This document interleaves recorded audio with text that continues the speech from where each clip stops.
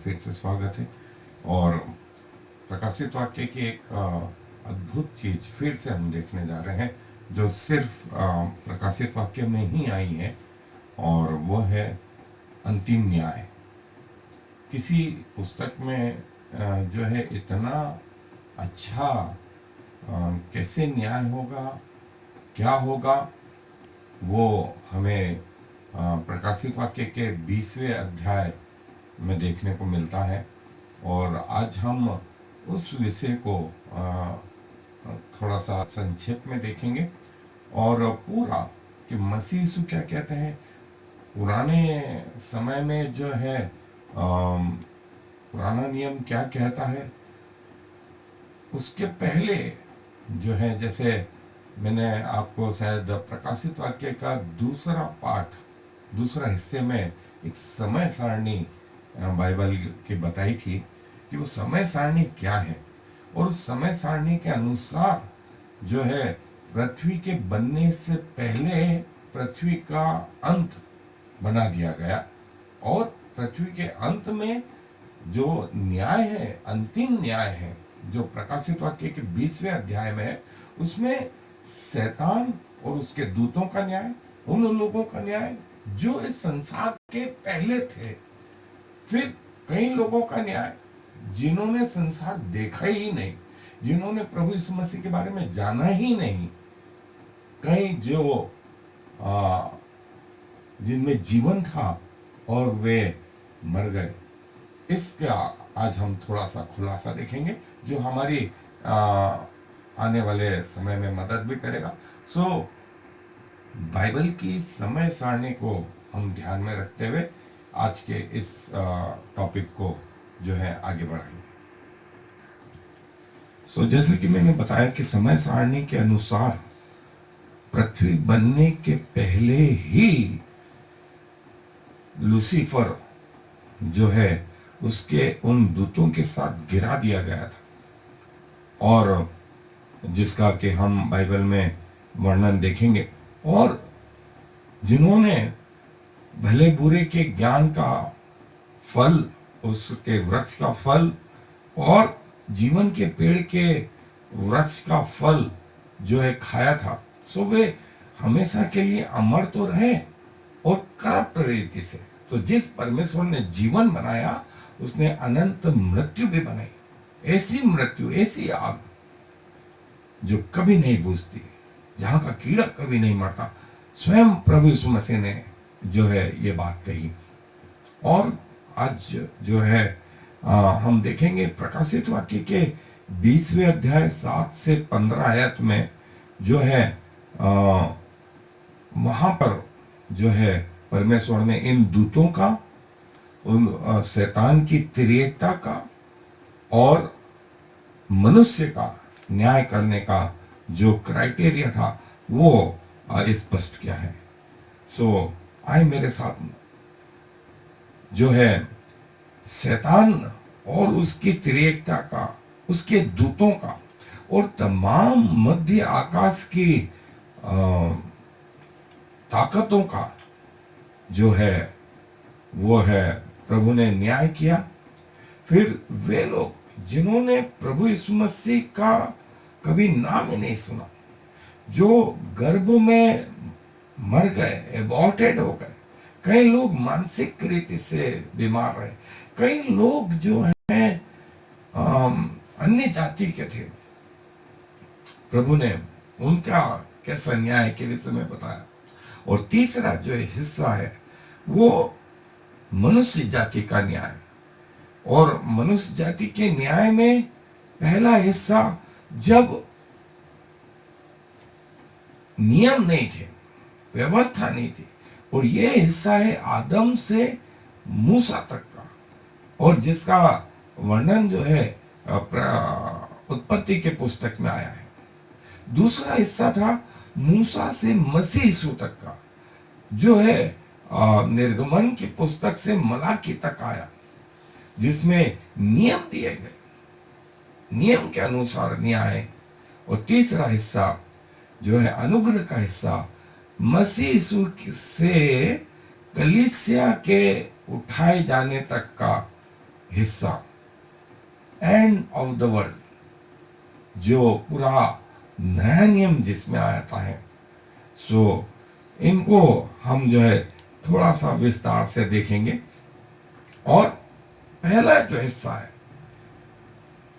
Judgement of Satan and his trinity, his angels, evil forces, इन सब का न्याय जो है प्रकाशित वाक्य उसके 20वें अध्याय और 7 से 10 पद में जो है लिखा गया है। सो प्रकाशित वाक्य 20वां अध्याय 7 आयत से मैं आपके लिए कुछ हिस्सा पढ़ रहा हूं। और जब 1000 वर्ष पूरे हो चुकेंगे तो शैतान कैद से छोड़ दिया जाएगा, और उन जातियों को जो पृथ्वी के चारों ओर होंगी, अर्थात याजूज और माजूज को, जिनकी गिनती समुद्र की बालू के बराबर होगी, भरमा कर लड़ाई के लिए इकट्ठे करने को निकलेगा, और वे सारी पृथ्वी पर फैल जाएंगे, और वे पवित्र लोगों की छावनी और प्रिय नगर को घेर लेंगे, और आग स्वर्ग से उतरकर उन्हें भस्म करेंगे, और उनका भरमाने वाला शैतान आग और गंधक की उस झील में, जिसमें वो पशु और झूठा भविष्यवक्ता भी होगा, डाल दिया जाएगा। मतलब देखिए आप, शैतान, वो पशु और झूठा भविष्यवक्ता भी होगा, डाल दिए जाएंगे, और वे रात दिन युगान युग पीड़ा में तड़पते रहेंगे। और यही चीज जो है मत्ती रचित सुसमाचार में उसके 8वें अध्याय 36वें आयत में उन दुष्ट आत्माओं ने यीशु मसीह से निवेदन किया, यदि तू हमको निकालना ही चाहता है यो, तो हमको उन स्वरों में भेज दे। और एक जगह इन्हीं दुष्ट आत्माओं ने कहा, तो समय से पहले हमको क्यों कष्ट देने आया? मतलब इन दुष्ट आत्माओं को मालूम है कि उनका अंत क्या है। और शैतान जो है पहले ही गिरा दिया गया था। इसका थोड़ा सा हमें उत्पत्ति की पुस्तक के 2 अध्याय और 15वीं आयत में किस्से को देखने को मिलता है कि जब आदम को अदन के बगीचे में रखा गया, तो परमेश्वर ने कहा कि तू उसकी रखवाली और रक्षा करना। किससे रक्षा करना? अरे अभी तो आदम अकेला ही है, और बगीचे की रखवाली, अदन के बगीचे की रखवाली करना किससे? जो गिरा दिया गया है। कौन गिरा दिया गया? शैतान और उसके दूत गिरा दिए गए। और ऐसा कहा जाता है कि शैतान परखता रहा आदम को, लेकिन आदम परीक्षा में नहीं गिरा।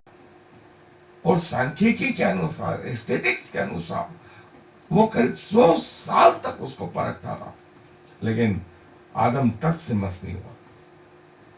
और दूसरा एक और हिस्सा जो है, परमेश्वर ने एक बार जो है इन हिंदी बाइबल में और अंग्रेजी बाइबल में परमेश्वर के पुत्र करके संबोधन आया है, 6ठा अध्याय उत्पत्ति का उसके 2री आयत में।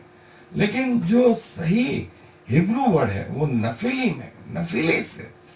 नफिलिस मतलब वे दूत जो शैतान का साथ दे रहे थे, वे गिरा दिए गए थे, और उन्होंने उन स्त्रियों को देखा जो पृथ्वी पर थी, और नूह के जल प्रलय के साथ में इन दूतों का भी न्याय कर दिया गया। और जो है वे दूत जो है उनका आना पृथ्वी पर बंद हो गया। शैतान की शक्तियां जो है वर्तमान में भी कार्यरत है, लेकिन परमेश्वर प्रभु यीशु मसीह इन सब का जो है न्याय करने जा रहे हैं। और न्याय जो है, जो हमने देखा प्रकाशित वाक्य के 20वें अध्याय में 7 से 10 आयत में, कि न सिर्फ शैतान उसकी त्रिएकता जो उसने आरंभ से मेंटेन करी थी परमेश्वर के पैरेलल, वो उसके सारे शक्तियां जो मध्य आकाश में, उसके लोग जो पृथ्वी पर उसकी इच्छा को पूरी करने में लगे रहे, और उसकी प्लानिंग स्ट्रेटजी सब जो है हमेशा हमेशा के लिए उस आग में जो कभी नहीं बुझती डाल दी गई। सो प्रथम न्याय जो है इन लोगों का, जो स्वर्गीय सेना थी, इनका वर्णन जो है उस प्रकाशित वाक्य के 20वें अध्याय में किया गया। दूसरा जो हमको कई बार लगता है कि कई लोग ऐसे रहे जिन्होंने यीशु मसीह के बारे में सुना ही नहीं, यीशु मसीह के बारे में जाना ही नहीं। आदम के समय से वे जो है जंगलों में रहे और वे मर गए। कई बच्चे जिनमें जीवन आ गया और वे कई स्त्रियों का गर्भपात हो गया। कई बच्चे जो हैं गर्भ में ही मर गए, उनमें जीवन था। कई बच्चे पैदा तो हुए लेकिन वे मानसिक विकार से जो है ग्रसित रहे। ऐसे लोगों के लिए जो है बाइबल बताती है, पहला पतरस उसका 3रा अध्याय 19वीं आयत में, कि जब यीशु मसीह मर गए तो वे उस जगह गए जहां पर ये सब आत्माएं थी, उनके बीच में प्रचार किया और उनको बताया कि मेरे अलावा तुम्हें कोई और छुटकारा नहीं दे सकता।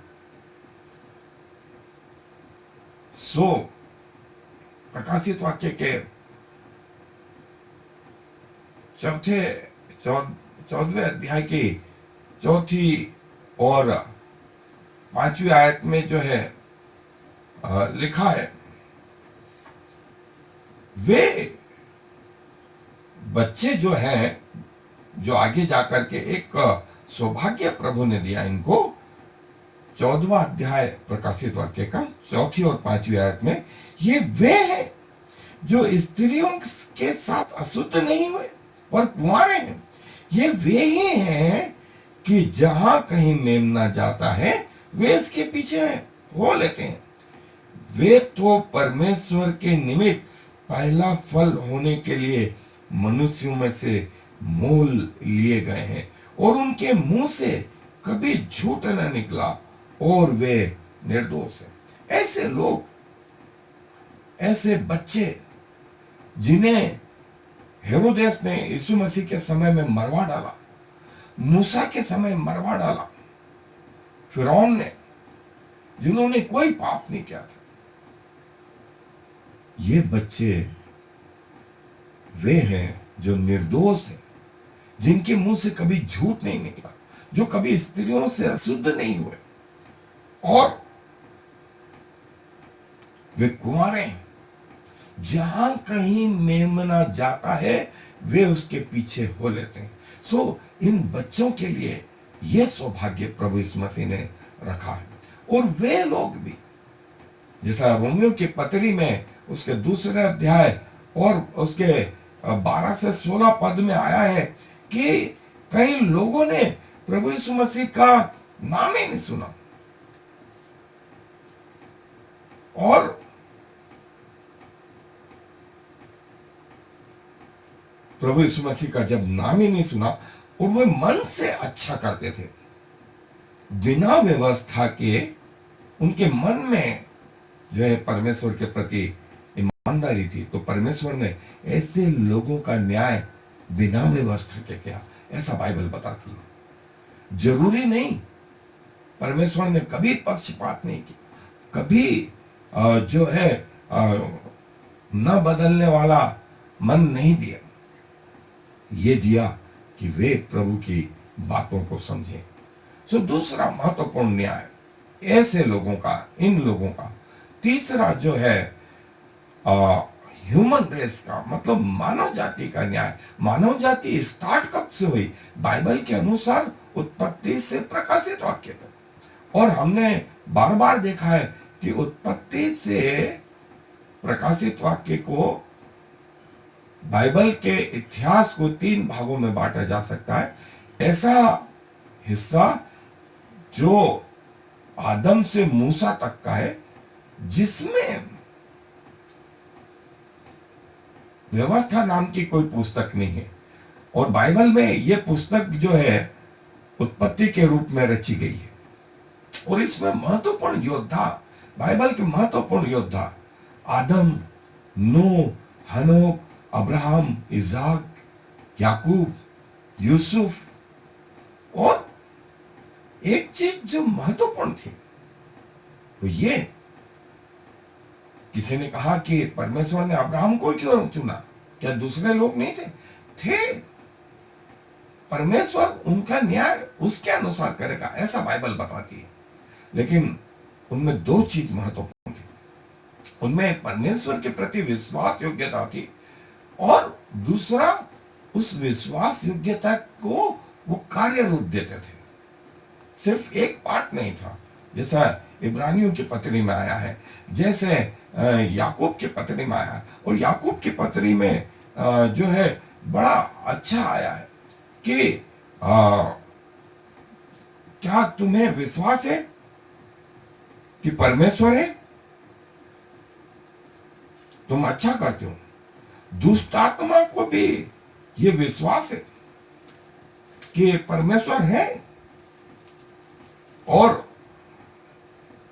जैसा मैंने बताया, दूसरा अध्याय याकूब की पत्री 18 पद से लिखा है, वरन कोई कह सकता है कि तुझे विश्वास है और मैं कर्म करता हूं? तू अपना विश्वास मुझे कर्म बिना तो दिखा, और मैं अपना विश्वास अपने कर्मों के द्वारा तुझे दिखाऊंगा। तुझे विश्वास है कि एक ही परमेश्वर है, तो अच्छा करता है। दुष्ट आत्मा भी विश्वास रखते और थरथराते हैं। पर हे निकम्मे मनुष्य, क्या तू यह नहीं जानता कि कर्म बिना विश्वास व्यर्थ है? जब हमारे पिता इब्राहिम ने अपने पुत्र इसाक को वेदी पर चढ़ाया, तो क्या वह कर्मों से धार्मिक न ठहरा था? सो तूने देख लिया कि विश्वास ने उसके कामों के साथ मिलकर प्रभाव डाला, और कर्मों से विश्वास सिद्ध हुआ। सो न सिर्फ विश्वास, वरन विश्वास के साथ कर्म। और हमने गिरासनियों के देश में भी एक, जब प्रभु यीशु मसीह वहां से आ रहे थे, तो दुष्ट आत्मा ने यीशु मसीह को पुकार कर कहा, हे परम प्रधान परमेश्वर के पुत्र यीशु। इतनी बड़ी बात उसने कह दी, इतने में तो उसका उद्धार हो जाना चाहिए था। लेकिन वो थी दुष्ट आत्मा, कर्मों से थी, सोच से थी, व्यवहार से थी। सो कई लोगों को ऐसा विश्वास है कि यीशु मसीह पैदा हुए, यीशु मसीह इस जगत में आए, बाइबल पर विश्वास रखते हैं, गुड फ्राइडे, संडे, और 40 दिन, और ईस्टर, वे सब पे विश्वास रखते हैं। लेकिन वो फेल कहां है? कामों में। सो परमेश्वर ने उन लोगों का न्याय जो है, जब व्यवस्था नहीं थी तो ऐसे लोगों का न्याय जो है बिना व्यवस्था के परमेश्वर करेगा, ऐसा परमेश्वर का वचन कहता है। और अभी हमने देखा ही रोमियो की पत्री का 2 अध्याय, और दूसरा हिस्सा जो मनुष्य जाति का है, वो है वो हिस्सा जो मूसा से मसीह यीशु तक का है। और बाइबल में निर्गमन की पुस्तक से मलाकी की पुस्तक तक, या नया नियम आरंभ होने तक, ये हिस्सा जो है लॉ या नियम, कानून कायदे वाला हिस्सा है। इसमें बाइबल के महत्वपूर्ण हीरो जो है मूसा, यहोशू, गिदोन, सैमसन, शमूएल, साउल, दाऊद, सुलेमान, एलिया, एलिजा, यशायाह, यिर्मयाह, एहezकेल, दानियल, योना, और बहुत सारे प्रभु के लोग रहे। ये समय था जब व्यवस्था दी गई, और इन लोगों का न्याय परमेश्वर ने कहा कि व्यवस्था के द्वारा होगा। व्यवस्था के द्वारा। और व्यवस्था और काम, इसके पहले हमने देखा था फेथ एंड वर्क। दूसरा जो हिस्सा था जजमेंट का वो था लॉ एंड वर्क। लॉ तो है, नियम तो है, उसके अनुसार यदि आपने काम नहीं किए तो परमेश्वर ने नादाब और अबीहू को वहीं मार डाला था, आकान को वहीं मार डाला, मूसा के विरुद्ध जो लोग आए उनको वहीं मार डाला। सो उन लोगों का न्याय व्यवस्था के साथ होगा। तो दूसरा जो हिस्सा है वो व्यवस्था वाला हिस्सा है। और आज का जो सबसे महत्वपूर्ण हिस्सा है वो है तीसरा हिस्सा, मानव जाति का तीसरा हिस्सा, अनुग्रह का हिस्सा, जो मसीह यीशु से लगा करके पृथ्वी के अंत तक का हिस्सा। और बाइबल में यह नया नियम के रूप में यह पुस्तक आई है। और बाइबल में बहुत सारी चीजें हैं जो है बताई गई, लेकिन सबसे महत्वपूर्ण चीज जिसे अंतिम न्याय कहा गया है, अंतिम न्याय में प्रभु यीशु मसीह ने स्वयं यूहन्ना को बताया। प्रकाशित वाक्य की पुस्तक 20वां अध्याय और उसकी 15वीं आयत में कि जिस किसी का नाम जीवन की पुस्तक में लिखा हुआ न मिला वो आग की झील में डाला गया। सो पहला महत्वपूर्ण जो चीज थी वो था जीवन की पुस्तक में नाम लिखा। जीवन की पुस्तक में नाम कैसे लिखा जाए, और जीवन की पुस्तक में जो नाम है वो मैंने आपको बताया था कि जब आप प्रभु यीशु मसीह को अपना उद्धारकर्ता ग्रहण करते हैं, आपका नाम जीवन की पुस्तक में लिखा जाता है।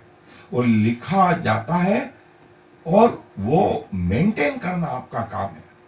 लिखने के बावजूद पुस्तक में से आपका नाम काटा भी जा सकता है, जैसा इजराइलियों के साथ हुआ। निर्गमन की पुस्तक उसका 32वां अध्याय 30 से 32 आयत में मूसा के समय में परमेश्वर ने कहा, मूसा मैं तेरा नाम तो नहीं काटूंगा, लेकिन इन लोगों के नाम काट डालूंगा। और यीशु मसीह ने प्रकाशित वाक्य में कहा कि मैं किसी रीति से तुम्हारा नाम जीवन की पुस्तिका में से नहीं काटूंगा। सो दोस्तों, पहला महत्वपूर्ण जिस चीज को परमेश्वर देखने जाएंगे, स्वर्गदूत देखेंगे, वह है आपका नाम जीवन की पुस्तक में लिखा हुआ है या नहीं। न्याय का पहला क्राइटेरिया, न्याय का पहला क्राइटेरिया। न्याय का दूसरा क्राइटेरिया जो है अनुग्रह के युग में विश्वास एक महत्वपूर्ण चीज रही। और विश्वास न्याय पर जयवंत होता है। विश्वास से आपने प्रभु यीशु मसीह को अपना उद्धारकर्ता ग्रहण किया है। सो ये विश्वास आपको जो है अंत के दिनों में काम देगा। जब न्याय की पुस्तक खोली जाएगी, पहला क्राइटेरिया तो यह देखा गया कि आपके नाम जीवन की पुस्तक में विश्वास के द्वारा ही आए हैं, आपके अच्छे कामों के द्वारा नहीं। अच्छे काम तो तब आएंगे जब आपके नाम जीवन की पुस्तक में लिखे होंगे। अन्यथा कई लोग जो है अच्छे काम करने में लगे हैं, लेकिन उनके नाम जीवन की पुस्तक में लिखे हुए नहीं है। सो तीसरा महत्वपूर्ण क्राइटेरिया जो था वो था आपके काम। आपके काम और आपके काम जो आपने पृथ्वी पर रहते हुए परमेश्वर के लिए किए, वे आपके साथ हो लेंगे। और ये आपको तब फायदेमंद होगा जब आपके नाम जीवन की पुस्तक में लिखे हुए हों। मैं अक्सर ऐसा कहता हूं कि आपकी पासबुक जो जीवन की पुस्तक है उसमें आपके पासबुक खुली कि नहीं खुली? नहीं तो आप काम करते जा रहे हैं, आपका अकाउंट ही नहीं है, अकाउंट ही नहीं खुला, तो स्वर्ग में आप क्या देखेंगे? वो बोलेंगे पुस्तक देखो, इसकी पासबुक देखो, मालूम पड़ा पासबुक ही नहीं। सो दोस्तों, पहली चीज ये कि आपके नाम जीवन की पुस्तक में हो, फिर आपके कार्य, और प्रभु यीशु मसीह ने कहा कि कार्य जो है, उन कार्यों को जो है प्रभु ने महत्व दिया। फिर आपके विचार, चौथी चीज, मत्ती रचित सुसमाचार में यीशु मसीह ने कहा कि पहले तो लोग शारीरिक रीति से व्यभिचार करते थे तो व्यभिचार गिना जाता था, लेकिन अब प्रभु यीशु मसीह के आने के बाद इवन आपके विचारों में यदि करप्शन है, आपके विचारों में पाप है, तो आपके विचार किसने पढ़ लिए? यीशु मसीह ने कहा प्रकाशित वाक्य 2 अध्याय 23वीं आयत में, मैं मन का ज्ञाता हूं, मैं मन का जांचने वाला हूं। और मन के जांचने वाले ने आपके विचार पढ़ लिए, इसलिए आपने शारीरिक रीति से तो कोई व्यभिचार नहीं किया, लेकिन यदि सोच ऐसी रखी, आपकी सोच को लिखा है उसके 23वीं आयत में, प्रकाशित वाक्य 2 अध्याय 23वीं आयत, और तब सब कलीसियां जान लेंगे कि हृदय और मन का परखने वाला मैं ही हूं, और मैं तुम में से हर एक को उसके कामों के अनुसार बदला दूंगा।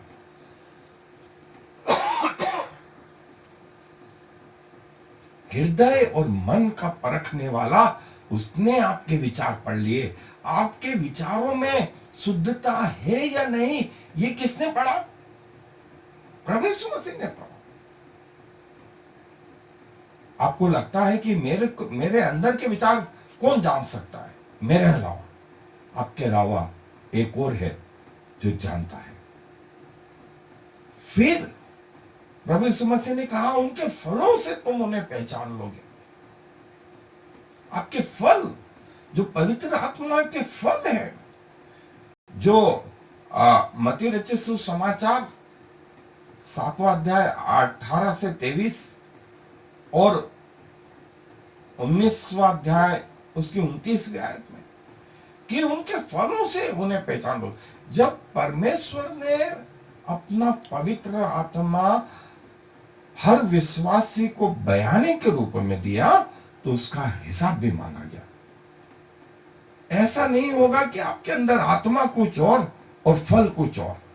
यदि पेड़ को अच्छा कहो तो उसके फल को भी अच्छा कहो। प्रभु यीशु मसीह ने कहा उनके फलों से तुम उन्हें पहचान लोगे। तो आपके फल, जो आत्मा के फल हैं, जो शिक्षाएं प्रभु ने दी हैं, उस पे आपका जीवन किस प्रकार आधारित रहा। और छठी बात, यीशु मसीह ने कहा कि तुम्हारा उद्धार जो है वो आज्ञाएं मानने में। जो कुछ मैंने कहा, यदि तुम मुझसे प्रेम रखते हो तो मेरी आज्ञाओं को मानोगे, और मैं तुमसे प्रेम रखूंगा, और पिता तुमसे प्रेम रखेगा, और मैं और पिता अपने आप को उस पर प्रकट करेंगे। यूहन्ना रचित सुसमाचार 14वां अध्याय। और प्रभु जो है अपने प्रेम रखने वालों से यह अपेक्षा करते हैं कि वे उसकी आज्ञाएं माने। और देखिए, ये ऑप्शन नहीं है, ये कंपल्सन है, ये कंपल्सन है। इसीलिए 7वीं चीज प्रभु ने कहा, तुम अपनी बातों ही के द्वारा दोषी और निर्दोष ठहराओ जाओगे। मत्ती रचित सुसमाचार का 12वां अध्याय और 36-37 आयत में लिखा है, तुम अपनी बातों के द्वारा तुम अपनी जुबान के द्वारा दोषी और निर्दोष ठहराए जाओगे। याकूब की पत्री में कहा है हम एक ही जबान से परमेश्वर की आराधना भी करते हैं और उसी से बुरे शब्द भी कहते हैं। ऐसा होना नहीं चाहिए, ऐसा होना नहीं चाहिए। इन चीजों का जो कुछ तुम कह रहे हो अंत के दिनों में हिसाब दोगे। इसीलिए 8वीं चीज इस मसीह ने मत्ती रचित सुसमाचार 7वां अध्याय 1 आयत में कहा है दोष न लगाओ, ताकि तुम पर भी दोष न लगाया जाए, क्योंकि जिस नाप से तुम नापते हो वही नापना तुम्हारे लिए भी नापा जाए।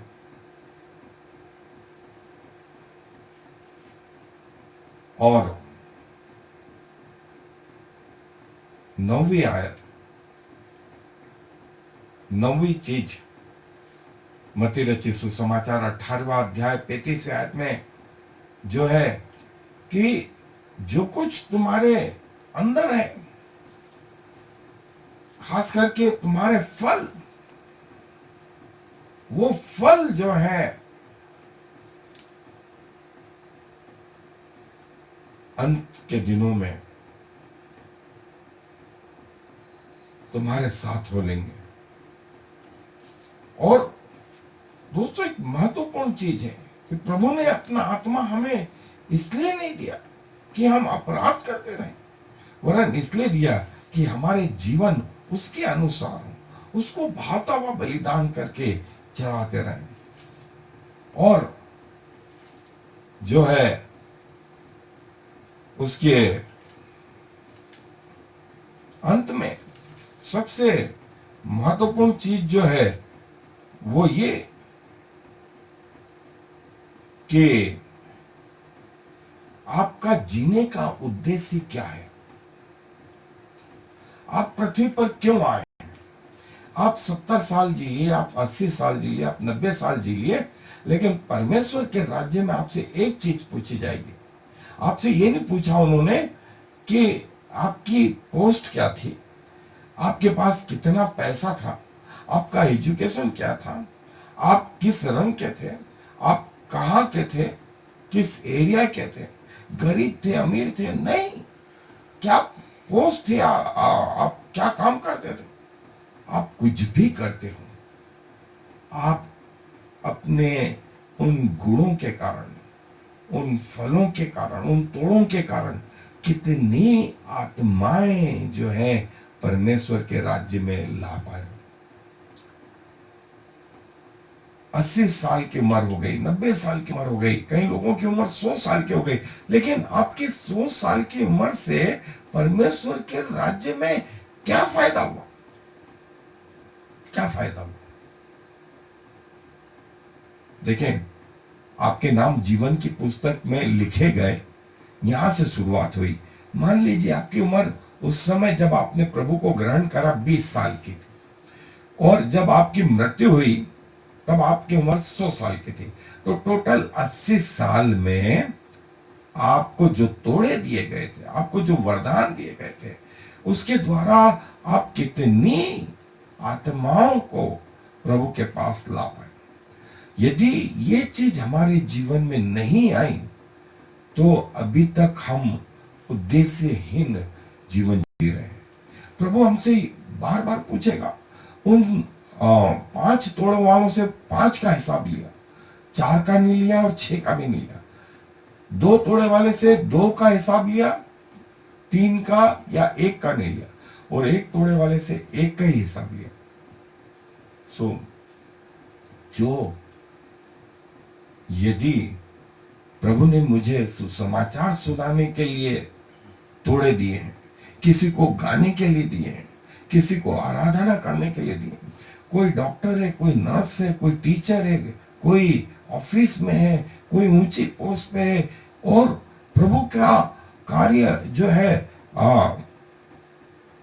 नहीं कर पा रहे हैं, तो अफसोस। लेकिन यदि हम छोटी सी चीज पर भी कार्य करते हैं और प्रभु के लिए एक आत्माएं भी जीत लाते हैं, तो वो हमारे जीवन का, हमारा जीवन सफल जीवन कहलाएगा। अन्यथा प्रभु यही कहेगा कि 80 साल की उम्र में एक भी आत्मा नहीं ला पाए। सो बजाय आशीषित होने के, प्रभु के सामने हम शर्मिंदगी महसूस करेंगे। और कई लोग जो प्रभु के छोटे लोग थे, वे आत्माएं जीत जीत के परमेश्वर के राज्य में ला पाए, वे परमेश्वर के राज्य में ऊंचे पर रहेंगे, ऐसा परमेश्वर का वचन कहता है। सो यदि आज तक आप इस विषय में फेलियर रहे हैं, तो अभी भी मौके हैं। आप डायरेक्ट रीति से यदि आत्माएं नहीं जीत पाते हैं, तो इनडायरेक्ट रीति से उन लोगों के साथ, उन संस्थाओं के साथ, उन प्रभु के सेवकों के साथ जुड़ जाएं जो आत्माएं जीतने के काम में लगे हुए हैं। अपने प्रार्थनाओं के द्वारा, अपने पैसों के द्वारा, अपने इन्वॉल्वमेंट के द्वारा, छोटी छोटी चीजों के द्वारा भी आप इस काम में जुड़ सकते हैं। और आप अंत में ये कह सकते हैं, प्रभु मैंने अकेले तो नहीं, लेकिन एक टीम वर्क में एक आत्मा को जीतने के लिए मेहनत करी। वो मेहनत इस रीति से थी, आपको बोलने की जरूरत नहीं, प्रभु स्वयं समझते हैं। सो यदि मैं आज आपसे पूछूं कि आपके जीवन जीने का उद्देश्य क्या है, इसके जवाब आपको आने चाहिए, क्योंकि ये जवाब आपको प्रभु के सामने देने में सहायता करेंगे। शुरुआत हमने यहां से करी थी कि आपके नाम जीवन की पुस्तक में लिखे हुए हैं, तो ये क्राइटेरिया काम आए।